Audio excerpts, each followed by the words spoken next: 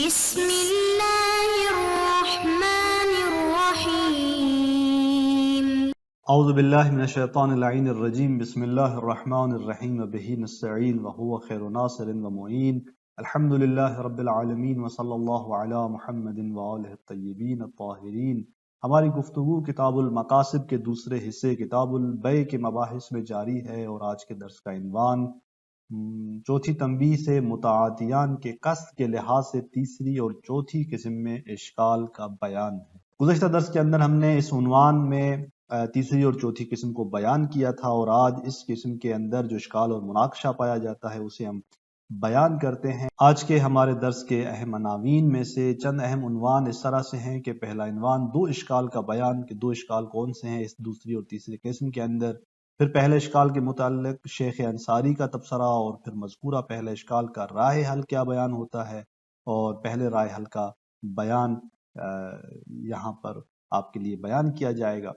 تو اس طرح ہم چلتے ہیں اپنے پہلے عنوان کی طرف جو آج کے اس درس میں مد نظر ہے۔ دو اشکال کا بیان ہے اس دوسری اور تیسری قسم کے اندر۔ فرماتے ہیں کہ وَكَيْفَ كَانَ فَالْإِشْكَالُ فِي حُكْمِ الْقِسْمَيْنِ الْأَخِيرَيْنِ عَلَى فَرْضِ قَصْدِ الْمُتَعَاتِيَيْنِ لَهُمَا۔ ہم نے گزشتہ درس کے اندر دوسری بلکہ تیسری اور چوتھی قسم بیان کی تھی کہ تیسری قسم کے اندر یہ بیان ہوا کہ تملیک کے مقابلے میں اباحہ ہے، اور چوتھی قسم کے اندر بیان ہوا کہ اباحہ کے مقابلے میں اباحہ ہے، کہ البتہ چوتھی قسم کے اندر بیان ہوا کہ وہ جو دوسرے شخص کا جو اباحہ ہے یا وہ بنا بر دائی ہے یا بنحو عوضیت ہے۔ تو یہاں پر آقا فرماتے ہیں کہ وَكَيْفَ كَانَ جیسے بھی ہو، یعنی چاہے وہ دوسرے شخص کا اباحہ عوضیت کی بنیاد پر ہو یا داعویت کی بنیاد پر، اشکال جو ہے وہ ان آخری دو قسم کے حکم کے اندر اس بنیاد پر، اس فرض پر کہ متعاتیان انہی کا قصد رکھتے ہوں اس معاملے کے اندر، اشکال ان کے حکم میں موجود ہے۔ اور وہ منشأ الاشکال، کہ اس اشکال کا منشأ کیا ہے، تو یہاں پر دو اشکال کی طرف شیخ انصاری اشارہ فرماتے ہیں کہ ایک اشکال در واقع مشترک ہے ان دونوں قسموں سے، اور ایک اس تیسری قسم سے مخصوص ہے۔ فرماتے ہیں کہ پہلے اشکال کے حوالے سے اولاً الاشکال فی صحت اباحت جمیع التصرفات حتی المتوقفۃ علی ملکیت المتصرف۔ فرماتے ہیں کہ اشکال پہلا یہ ہے کہ یعنی تمام کے تمام تصرفات کے اباحے کی صحت میں اشکال ہے، یہاں تک کہ وہ تمام تصرفات جو موقوف ہوں متصرف کی ملکیت پر، یعنی ایسے تصرفات کے جو متصرف جب وہ تصرفات انجام دیتا ہے تو پہلے وہ چیز اس کی ملکیت میں ہونی چاہیے، اس کی ملکیت پر موقوف ہے۔ اس اباحے سے اس طرح کے تمام تصرفات بھی مباح ہو جائیں، اشکال اس کی صحت میں ہے۔ چونکہ موتی جب اباحے تصرف کے لیے وہ چیز اسے دیتا ہے تو وہ اباحے مطلقہ انجام دیتا ہے، اباحے مطلقہ یعنی تمام تصرفات اس کے لیے مباح قرار دیتا ہے، حتیٰ وہ تصرفات کے جو ملکیت پر موقوف ہوں۔ تو یہاں پر اشکال اسی اباحے کی صحت پر ہے، یعنی بأن یقول، وہ یہ کہتا ہے کہ ابحت لک کل تصرف،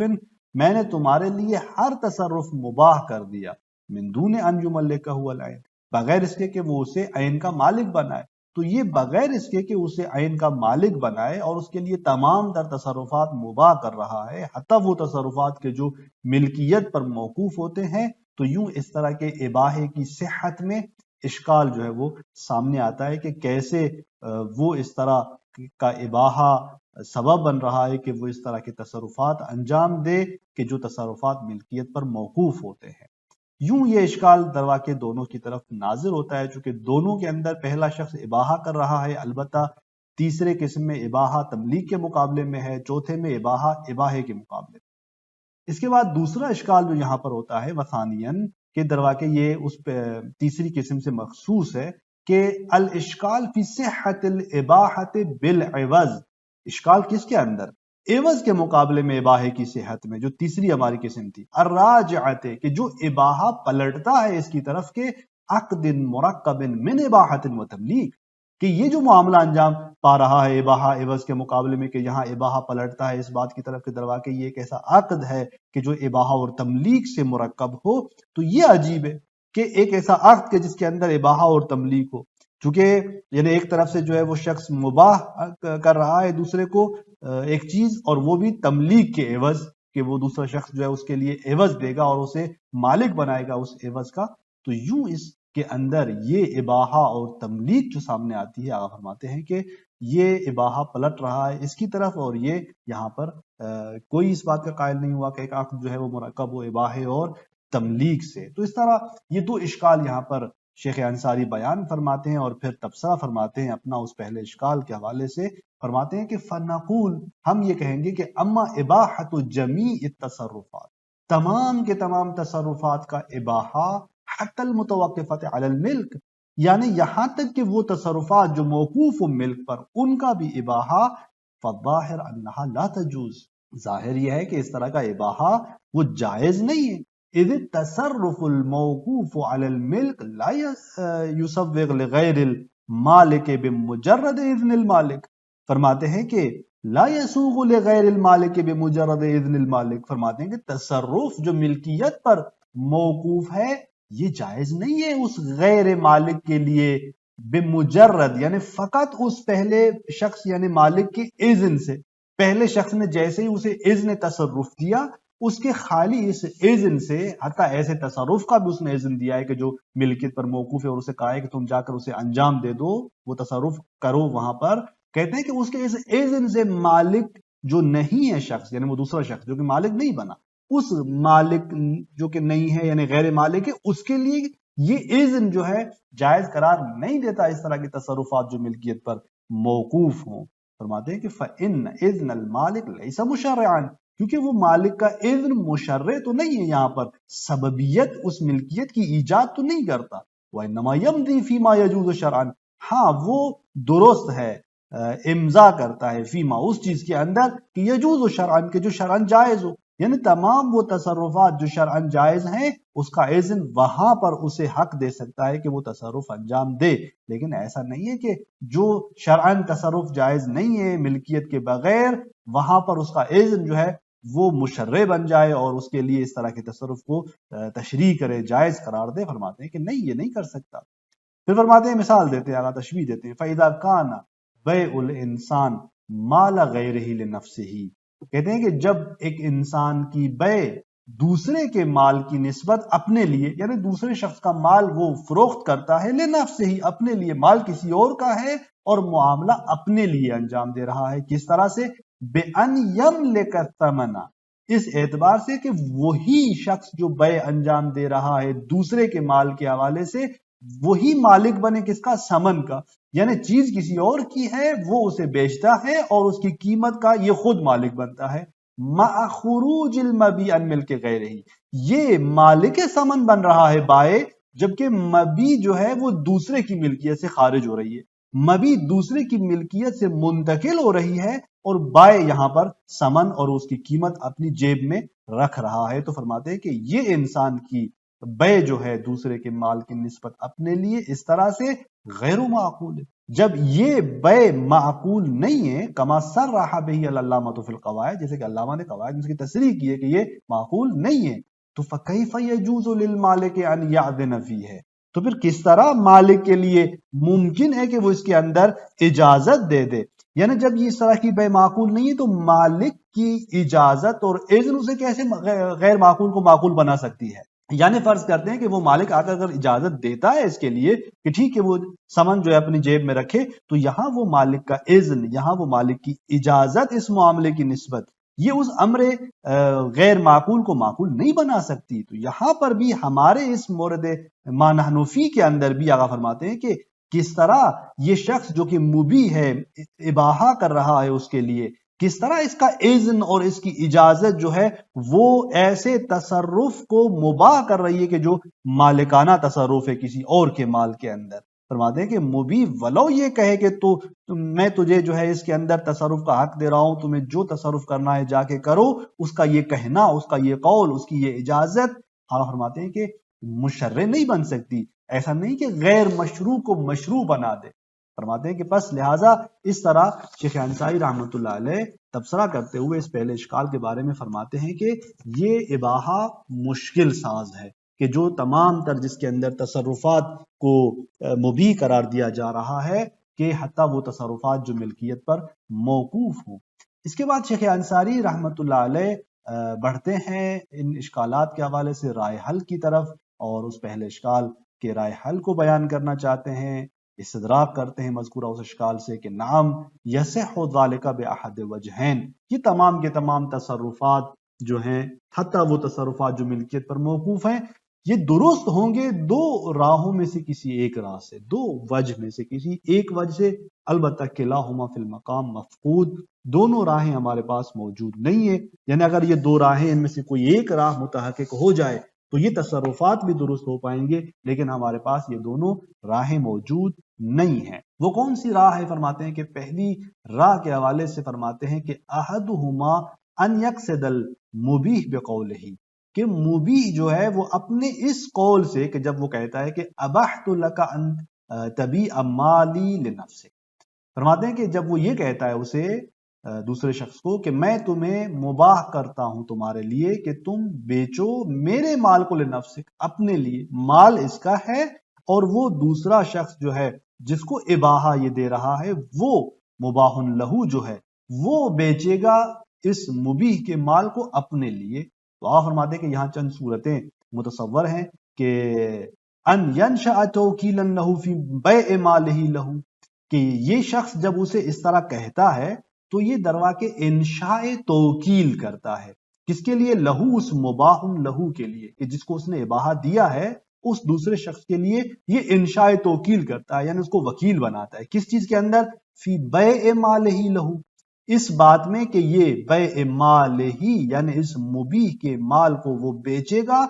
لہو اس مبیح کے لیے، یعنی یہ درواقع اس کے لیے انشاء توکیل کر رہا ہے، اس کو وکیل بنا رہا ہے کہ وہ پہلے مرحلے میں اس کے مال کو یعنی مبیح کے مال کو خود مبیح کے لیے بیچے گا۔ ثم نقل الثمن الی نفسہ بالہبہ، اس کے بعد جب اس نے یہ بیع انجام دی تو یہاں وہ ثمن جو ہے جو مبیح کے ملکیت میں منتقل ہو چکا تھا، اب اسی ثمن کو یہ اپنی طرف ہبے کے ذریعے پھر منتقل کرے گا۔ یعنی یہاں پر آپ فرماتے ہیں کہ ایک صورت اس طرح سے ہے، جب اس نے کہا کہ ابحت لک، میں نے تمہیں مباح کر دیا، تو پہلی صورت یہ ہے کہ وہ اسے انشاء توکیل کر رہا ہے کہ وہ اس کے مال کو بیچے گا خود مبیح کے لیے، پھر ہبے کے ذریعے اس ثمن کو جو اس بیع سے حاصل ہو رہا ہے وہ اس مبیح سے منتقل کرے گا اپنی طرف۔ اب اگر یہ راہ یہاں پر موجود ہے تو بھی مشکل حل ہو جاتی۔ دوسری صورت اسی پہلی راہ کے اندر کیا ہے؟ فرماتے ہیں کہ او فی نقلہ اولا الی نفسہ ثم بیعہ،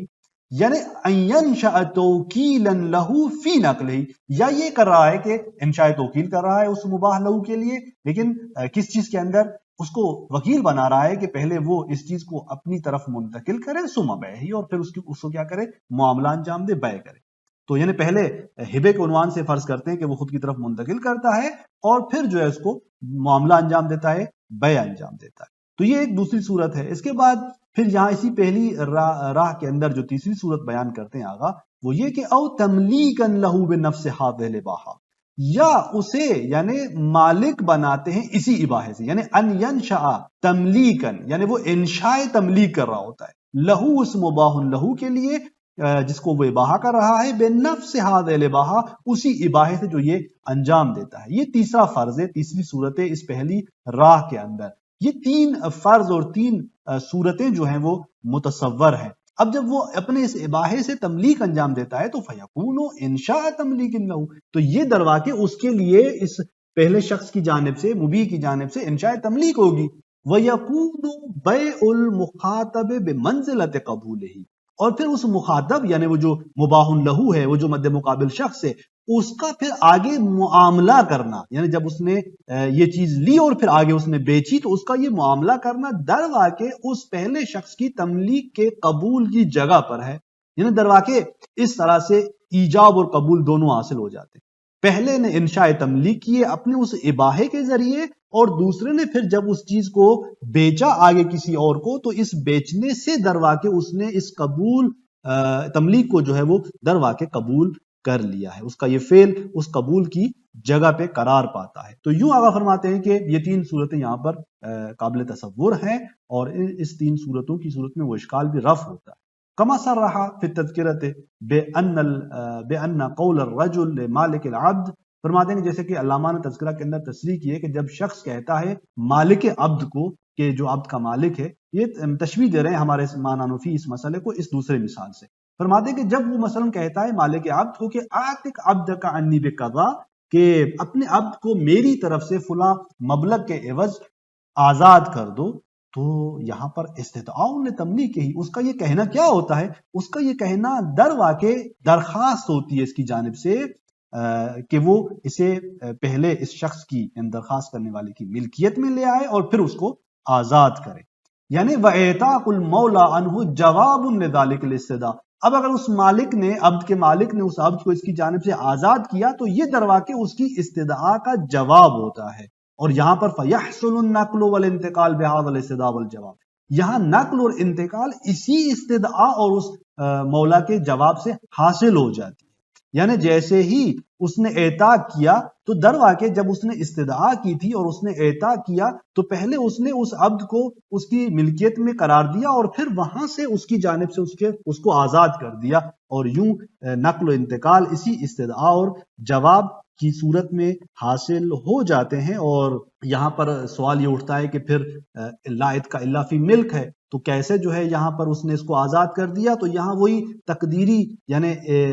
آننما ایک لحظہ پہلے عتق سے آزادی سے پہلے ایک لحظہ ملکیت جو ہے وہ نقل و انتقال جو ہے حاصل ہو جاتا ہے تقدیراً یہاں پر، اور اس کے بعد وہ عتق صورت پاتا ہے۔ لہذا اسے آقا بیان کرتے ہیں کہ وَيُقَدَّرُ وُقُوعُهُ قَبْلَ الْعِتْقِ عَنَنْمَا، یعنی تقدیر کیا جاتا ہے اس نقل و انتقال کو ایک لحظہ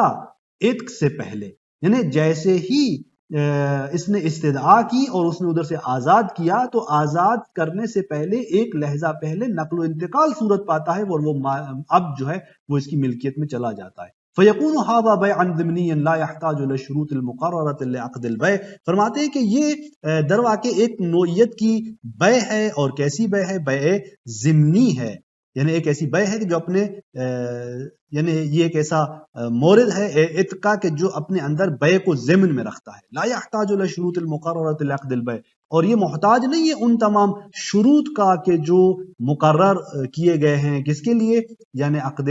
بیع کے لیے۔ مثال کے طور پر عقد بیع کو کیسا ہونا چاہیے؟ ایک واضح اور صریح ہونا چاہیے، جہاں بیعت اور قبل تو جاری ہونا چاہیے، یعنی ایجاب و قبول ہو، الفاظ خاص ہوں، پھر وہ ایجاب بیع سے قبول سے پہلے ہو۔ اس طرح سے جو عقد بیع کے شروط مقرر اور معین کیے گئے ہیں، یہ بیع ضمنی جو ہے وہ اس طرح کے شروط کی محتاج نہیں ہے، چونکہ یہاں اس نے جیسے ہی استدعا کی تو یہاں پر اسی کے اندر ضمن میں یہ بیع موجود ہے کہ وہ نقل و انتقال ایک لحظہ پہلے حاصل ہو جاتا ہے۔ تو یوں آپ فرماتے ہیں کہ یہ پہلی وہ راہ ہے جس کے اندر تین صورتیں اور پھر یوں تشبیہ اس مثال سے دی گئی، جہاں سے یہ بات بیان کی جاتی ہے کہ بس اگر ہم پہلے اشکال کو رفع کرنا چاہتے ہیں تو یہ ہمارے پاس رائے ہے کہ ہم دیکھیں گے کہ آیا اس نے انشاء توکیل کی ہے، آیا اس نے انشاء توکیل جو ہے وہ بیع میں کی ہے یا پہلے نقل میں کی ہے، تیسری صورت کہ آیا اس نے تملیک کی ہے اس اباحے سے۔ تو اس طرح سے یہ اشکال رفع ہو جاتا ہے، اور وہ طرف جب بیع انجام دیتا ہے دوسرا شخص جو ہے آننما پہلے ایک ملکیت اس کے لیے ایجاد ہوتی ہے اور وہ در واقع اپنے ہی ملک کے اندر وہ بیع انجام دے رہا ہوتا ہے۔ تو اس طرح یہ ہماری پہلی راہ یہاں پر تمام ہوتی ہے۔ لیکن آیا یہ پہلی راہ کی تمام تر یہ صورتیں ہمارے اس معنی نفی کے اندر موجود ہیں یا موجود نہیں ہیں تاکہ اشکال رفع ہو جائے یا اشکال رفع نہیں ہو سکتا؟ اس کو انشاءاللہ اگلے درس کے اندر ہم بیان کرتے ہیں۔ والسلام علیکم ورحمۃ اللہ وبرکاتہ۔